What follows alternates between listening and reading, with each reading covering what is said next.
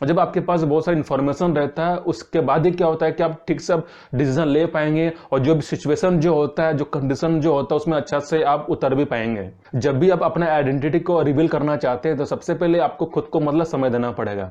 जैसे कि मान लीजिए कुछ सिचुएशन में फंसे होते हैं, तो फिर उस सिचुएशन से आप तब तक निकल नहीं पाते हैं जब तक आपका जो जो प्रॉब्लम का जो सोल्यूशन आपके पास ना हो। तो उसी तरह अगर आपको आपको आइडेंटिटी आपको क्रिएट करना है, या फिर आपको आइडेंटिटी आपको डिस्कवर करना है, तो सबसे पहले उस आइडेंटिटी को आपको डिस्कवर करने के लिए सबसे पहले आपको उस पर्टिकुलर फील्ड में आपको मतलब समय देना पड़ेगा। मतलब जब उस जगह पर उस फील्ड में अगर आप समय देते हैं, उसके बाद ही क्या होता है कि आप अपना जो आइडेंटिटी है उसको रिवील कर पाते हैं। अब इस चीज को कैसे रिवील करेंगे, देखिए सबसे पहले क्या करना होगा कि आपको खुद को मतलब समय देना पड़ेगा। मतलब कि आपका जो सब्जेक्ट है, आपका जो फील्ड है, वो आपका कहां आपका बनने वाला है। मतलब कि आपका जो पोटेंशियल है, आपका जो कैपेसिटी है, और आपका जो कंसिस्टेंसी है, वो किस फील्ड में आप देना चाहते हैं। जब तक आपका अवेयरनेस नहीं रहेगा, तब तक हो सकता है कि आपके अंदर वो जो आइडेंटिटी है, या फिर आपका जो अंदर जो वो इंटरेस्ट है, या जो माइंडसेट है, या फिर आपका जो टैलेंट है, आपका वो मतलब निकलेगा नहीं। तो इसके लिए क्या करना होगा कि आपको खुद को समय देना पड़ेगा, आपको खुद के साथ आपको मतलब टाइम स्पेंड करना पड़ेगा। देखिए कभी कभी क्या होता है कि हम लोग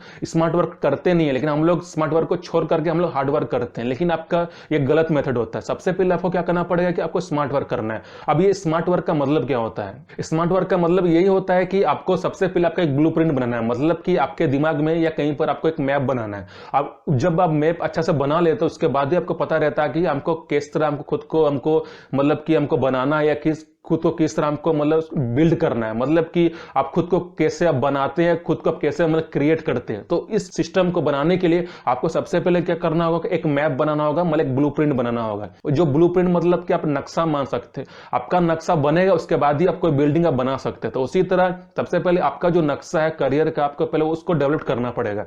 उसके बाद ही क्या होता है कि जब आपका नक्शा बन जाएगा, उसके बाद ही क्या है कि फिर आपको हार्डवर्क करना है। जब अच्छा स्ट्रेटेजी को लेकर, जब अच्छा टाइम मैनेजमेंट को लेकर अगर काम करते हैं, उसके बाद ही क्या होता है कि आपको उसमें अच्छा रिजल्ट मिलता है। लेकिन क्या होता है कि जैसे कि सडनली अगर कुछ ब्लूप्रिंट बना है, तो ये हो नहीं सकता है कि अब सडनली आपको उसमें रिजल्ट मिल जाए। तो रिजल्ट को लाने के लिए आपको अटेम्प्ट बार बार करना पड़ेगा। मतलब कि आपको बार बार आपको उस सिचुएशन को एक्सपीरियंस करना पड़ेगा, उस सिचुएशन को आपको हैंडल करना पड़ेगा, और उस जगह से आपको कुछ ना कुछ आपको मतलब सीखना भी पड़ेगा। जब आपके पास अच्छा इन्फॉर्मेशन रहता है, जब आपके पास अच्छा एक्सपीरियंस भी रहता है, उसके बाद ही क्या होता है कि फिर आप किसी पर्टिकुलर सब्जेक्ट में या किसी पर्टिकुलर फील्ड में आपको वहां पर आपको अच्छा रिजल्ट मिलेगा।